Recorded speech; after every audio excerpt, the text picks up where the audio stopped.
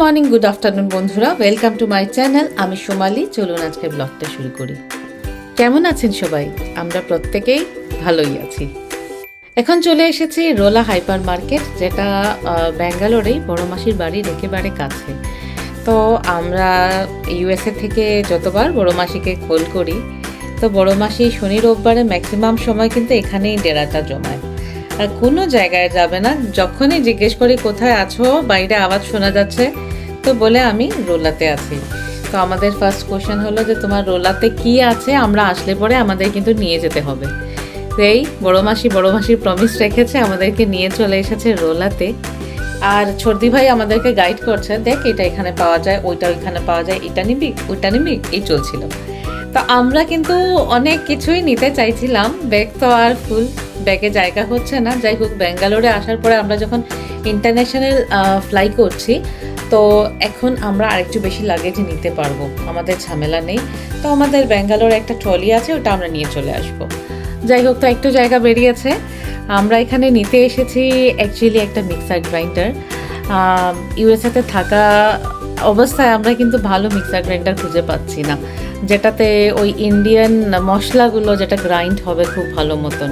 কারণ ওইখানে জুসারটাই বেশিরভাগ পাওয়া যায়, আর যেগুলোতে মানে ব্র্যান্ডেড ভালো কোম্পানির আমরা কিনেছি, কিন্তু ওইভাবে কিন্তু আমাদের মানে ভালো লাগেনি, আমাদের মশলা সেভাবে পেস্ট হয় না। তো এবার আমরা আগেই ডিসাইড করেছিলাম যে ইন্ডিয়া থেকে যখন ফিরবো আমরা একটা মিক্সার গ্রাইন্ডার নিয়ে যাব। আর এখানে এসে তো এত স্টিলের বাসন দেখছি, আর আমার জানেন তো ভীষণ একটা উইকনেস আছে স্টিলের বাসনের প্রতি। এত চিকচিক চিকচিক করতে থাকে না চারিদিকে, আমার ভীষণ ভালো লাগে।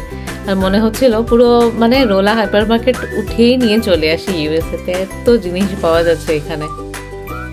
এই হাইপার মার্কেটটা এসে আমার ভীষণ ভালো লাগলো, কারণ চারিদিকে লাইট, স্টিলের বাসনের একটা শাইন, চারিদিকে জুয়েলারিসগুলো এত সুন্দর করে সাজানো গোছানো। জানি না কেন ইউএসএর মার্কেট থেকেও বেশি আমার লোভনীয় এখানে এসে লাগলো। প্রত্যেকটা দেশে ফ্লেভার ডিফারেন্ট হয় অবভিয়াসলি। ইউএসএর মার্কেটগুলোতে ঘুরলে অনেক নতুন নতুন জিনিস দেখতে পাওয়া যায়। ক্রোকারিস ভালো, এখানের ড্রেস মেটেরিয়ালস ভালো, জুয়েলারিস ভালো, সব কিছু ভালো। আমার সব কিছু ঠিক আছে, আমি কোনো কিছু বলছি না, কিন্তু জানি না কেন ওই ইন্ডিয়ান স্টোরগুলোতে আমার বেশি মন কাড়ে। আমাদের শপিং টপিং শেষ, এবারে এসছি আমরা একটু এখানেই দেখেছি চা কফি পাওয়া যাচ্ছে, তো আমরা কেউ চা কেউ কফি নিলাম। আমি চা খেতে ভীষণ ভালোবাসি, যেহেতু আমি আসামের মেয়ে, তো আমি কিন্তু আমার জন্য চায়েরই অর্ডার করেছিলাম। আর অ্যাকচুয়ালি কি হয়েছে, আমরা কালকে চলে যাচ্ছি, তো কিছু শপিং করে নিচ্ছি।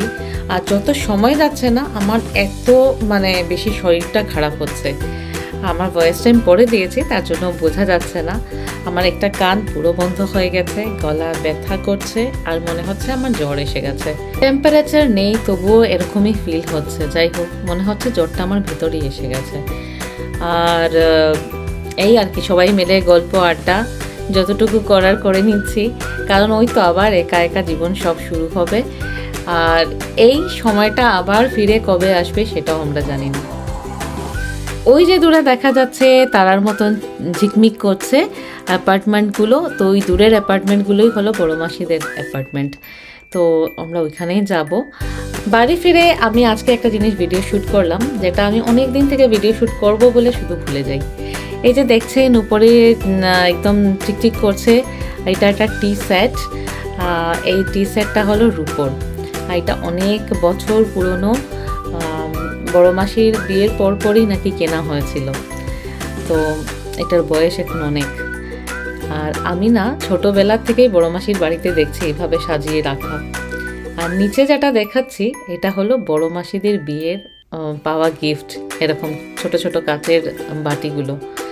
তো বড় মাসিরা তো আগে শিলংয়ে থাকতো, শিলং থেকে যখন ব্যাঙ্গালোরে চলে এসেছে অনেক বাসন এদিক ওদিক হয়ে গেছে, লোকজনকে দাওয়াদাবিও হয়ে গেছে। তো কিছু কিছু বাসন যেগুলো বড় মাসিরা এনেছিল, তার মাঝে এই বাসনগুলো। তো এগুলো দেখে আমার ভীষণ জানতে ইচ্ছে করে। দেখুন, এত পুরনো বিয়ের গিফট, এত সুন্দর করে সাজানো, আমার মা বাবার বিয়ের গিফটগুলো কি হয়েছে, কত প্রশ্ন মাথায় ঘুরে। আর এখন এগুলার আর কোনো উত্তর নেই। এই দেখুন, এটা আমার ডিনার, আমি ডিনার করে নিচ্ছি। আজকে কিচ্ছু খেতে আমার ভালো লাগছে না।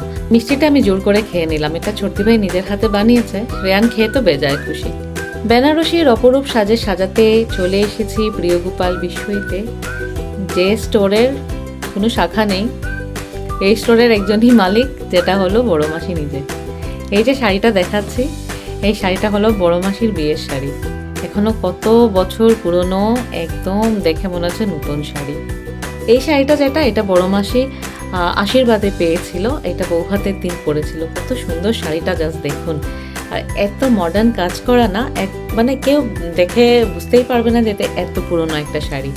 আর এখন যে শাড়িটা দেখাচ্ছি, এইটা মেশো বড় মাসিকে দিয়েছিল বিয়ের পরে। এটা বড় মাসির মেশোর থেকে পাওয়া প্রথম উপহার। প্রতিটি শাড়ি বহন করছিল এখানে বিভিন্ন কণ্ঠস্বর, যার সাথে জড়িয়ে আছে ভালোবাসার মায়া আর মিষ্টি আবেশ। Time is changing, our thoughts are changing, but পুরনো স্বাদের প্রতি ভালোবাসা সেটা কিন্তু আমাদের পাল্টায়নি। এটা কি শাড়ি? বেঙ্গালোর থেকে কিনেছিলাম। এটা মাইশোর সিল্ক বলতো। ও মাইশোর সিল্ক। মাইশোর সিল্ক। এটা কবে শাড়ি? এটা তো কত বছর, তুমি দুজন মেয়ের আগে। বাপরে, 40-45 বছর পুরনো শাড়িগুলোর আঁচলে আজও যেন লেগে আছে নস্টালজিয়ার রেশ। শাড়ির ভাঁজ খুলতে খুলতে বেরিয়ে আসছিল বড় মাসির সঙ্গী হয়ে থাকা অগণিত স্মৃতি। অনেক শাড়ি দেখা হয়েছে, Bangalore silk, Mysore silk, Banarasi, pure silk. এবারে একটা অন্যরকম শাড়ি দেখাই, যেটার সাথে জড়িয়ে আছে আরো অন্য গল্প। দেখো শাড়ি কি সুন্দর। আর বড় মাসির এমব্রয়ডারি সবচেয়ে খাসিয়ত হলো এই যে উল্টা দিক আর সামনের দিক বোঝা যায় না। এটা আমি মার মুখে আগে সবসময় শুনতাম, তারপরে আমারও সেলাইয়ে খুব শখ, আর আমি এসে দেখতাম এটা সত্যি। আমি অনেক ট্রাই করেছি, এটা আমার হয় না, এটা বড় মাসিরই হয়। লোকে মানে টোটাল কনফিউজ হয়ে যাবে শাড়িটা পরবে কোন দিক দিয়ে। ভীষণ সুন্দর। বড় মাসি নিজেই শাড়িটা এমব্রয়ডারি করেছিল, কিন্তু প্রচারের অভাবে অজানাই থেকে গেল সবার কাছে। আমার দিদারও কিন্তু হাতের কাজ ভীষণ ভালো ছিল, ভীষণ নিখুঁত ছিল। আমি জানি এটা আমার দিদারই গুণ, যেটা বড় মাসির কাছে আছে। পরিবারে কেউ যদি গুণী হয়, তার ছত্রছায়ায় যারাই থাকে প্রত্যেকেরই মাঝে এই গুণগুলো চলে আসে অটোমেটিক্যালি। তাই জন্য ছোটদি ভাই আর দিদি ভাই প্রত্যেকেরই কিন্তু হাতের কাজ নিখুঁত। আর আমার মনে হয় মায়ের থেকেই পাওয়া এই গুণের অধিকারী তারাও হয়ে উঠেছে। অনেকটা শাড়ি শ্যুট করে তারপরে আমি আর পারছিলাম না, এত শরীর খারাপ লাগছিল, ঘুমিয়ে পড়েছি।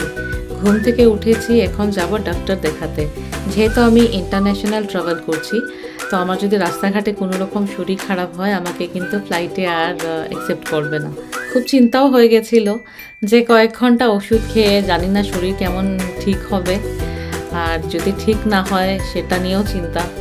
কারণ আমি দুবাই হয়ে আসছি, রাস্তাঘাটে ভায়া ফ্লাইট, কী হবে আই ডোন্ট নো। এখন যাচ্ছি, এই ডাক্তারটা বড় মাসির বাড়ির কাছেই, বড় মাসিরাই সাজেস্ট করলো ডাক্তার ভীষণ ভালো, একবার তাড়াতাড়ি করে দেখিয়ে আয়। যে গাফিলতি করে অনেকটা সময় নষ্ট করে দিলাম। আগে যদি ডাক্তার দেখিয়ে নিতাম, জলটা এত দূর গড়াতো না, শরীরটাও ঠিক হয়ে যেত। যাই হোক, আমি ডাক্তার চেম্বারে এবারে এসেছি। ভিডিওটা এখানে শেষ করছি। নেক্সট ভিডিওতে আমি ইউএসএ কিভাবে এলাম সেটা নিয়ে ব্লগ বানাবো। আজকের জন্য টাটা, বাই বাই, সাইয়োনারা। সবাই ভালো থাকবেন, সুস্থ থাকবেন।